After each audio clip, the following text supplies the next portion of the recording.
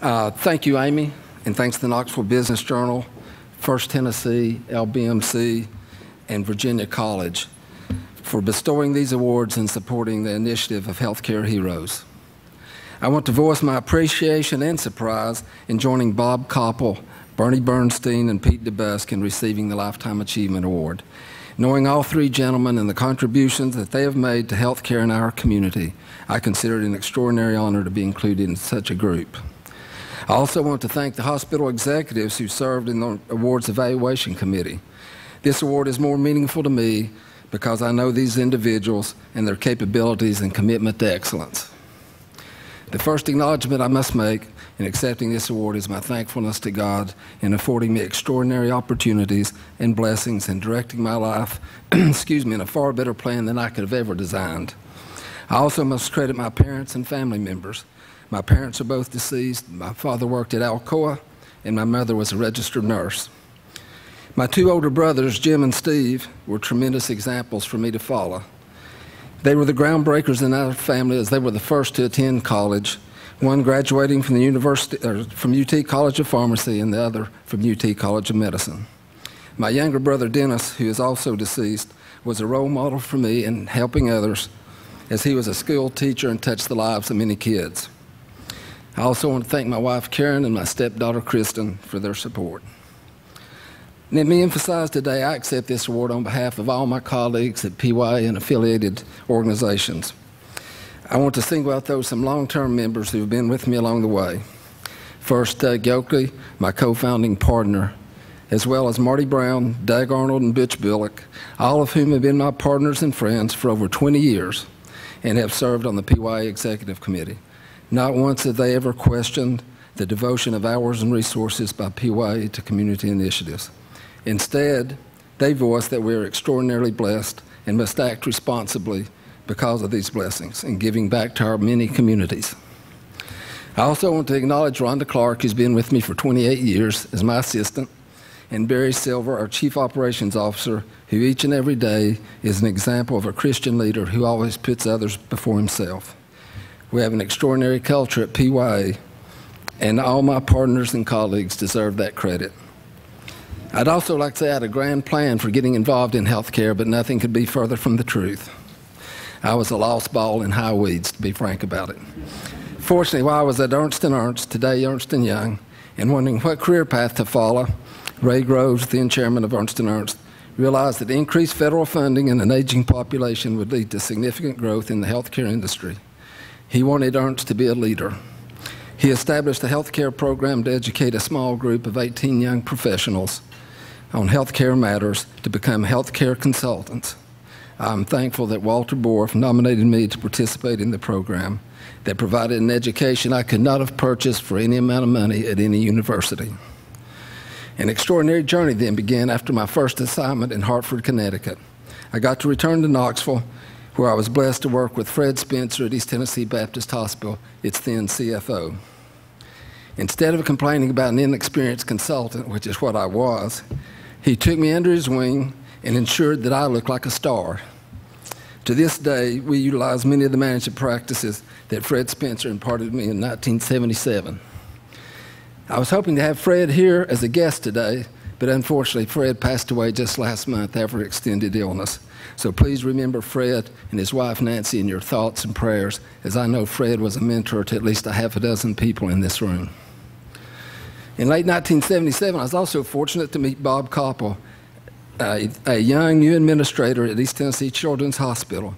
Not only have we aged together, he was a tremendous example of an effective CEO and leader, always prepared and pursuing a strategic vision.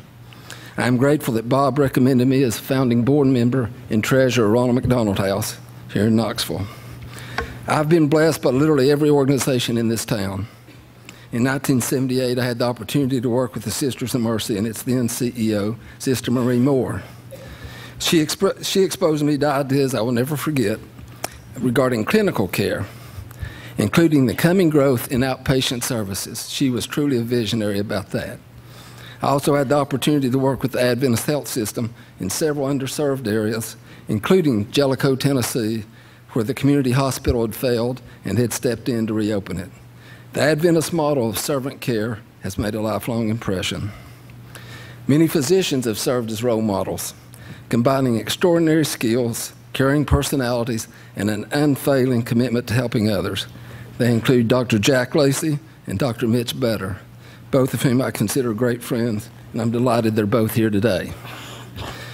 While PYA was still a small firm of less than 10 people, Mr. E.B. Copeland, the first president of Fort Sanders Alliance, then parent company of what today is Covenant Health, allowed PYA to serve as advisors to him and the organization. His extraordinary faith in the young firm enabled us to showcase our capabilities. It also allowed me to witness the impact of a strong leader can have on an entire organization and community. His leadership was instrumental in reversing the course of a declining organization onto a path of extraordinary success. EB's 92 years old and still plays golf 2 to 3 times a week. That would be extraordinary. EB is here today, along with his daughter, and I want to say a very public thank you to Mr. E.B. Copeland.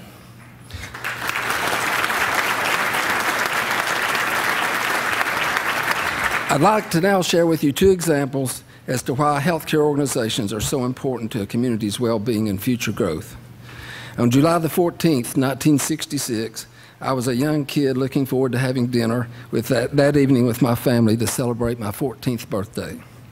Unfortunately, just before noon, my mother was in a horrific head-on car crash. My mother fought to retain consciousness as she was certain her neck was broken. Upon arriving at Blount Memorial Hospital, they immediately began treating her critical injuries. But technology being what it was then, they could not detect any fractures in her neck. Fortunately, Dr. Jim Proffitt, a legendary physician in Blount County, was called. He stressed first and foremost they should listen to the patient and treat her as if her neck was broken. In approximately 1 week, after repeated x-rays, they found 3 fractures in her neck. Dr. Proffitt was amazed that she had not died and was not paralyzed. Instead, my mother went on to live for 30 years in extraordinary health. I am certain had my mother not received such exceptional care at Blount Memorial, I would not be standing before you today, and PYA would have never been formed. Approximately 13 years later, my younger brother, Dennis, was diagnosed with a large brain tumor. The prognosis was dire. Should he live, he would certainly face a lifetime of physical and mental impairments. Fortunately, through Dr. Lacey, we learned of Dr. Bill Reed. Dr. Reed performed 2 surgeries over the course of 18 months, and my brother went on to serve as a school teacher for 24 years at Alcoa High School, helping to establish the Alcoa High School Alternative School. And he literally touched thousands of lives over that period of time. Now I will choose to close on a very personal note. Hopefully I can get through this one. 3 weeks ago tomorrow, I spent the morning with Dr. Lacey working on ideas for the governor's task force on health and wellness in Tennessee. I mentioned to him that I was experiencing headaches. He offered to examine me, but I brushed him off and said I would come to see him if I didn't feel better. Over that weekend, I could tell my condition was deteriorating, so I called Jack on Monday and an MRI was scheduled. The MRI images showed a large subdural hematoma resulting from a couple of blows I'd received in sporting accidents a few weeks prior. The next morning, as I was looking up at the lights while being wheeled into an operating room, I realized my entire life and future rested in the hands of caregivers. It definitely added a personal element to my perspective on the role of healthcare. So I stand here today before you with my 4th grade haircut, which we used to call a burr, and I understand now it's a buzz. Just another one of the many hundreds of thousands of people who, over time, have benefited from the extraordinary care in this community. Because of that extraordinary care, today I can say to my 230 colleagues at PYA and affiliated companies, I will soon get to rejoin the greatest group of people anywhere. The Gospel of Luke tells us that to whom much is given, much is required. While I feel honored to be recognized by this award, I believe I'm running a large deficit in my balance of payments account right now. The blessings I've received from this healthcare community far exceed any contributions I've made. May God continue to bless our country, our community, and all the healthcare providers and organizations who answer the call each and every day to deliver extraordinary care. Again, thank you for this honor.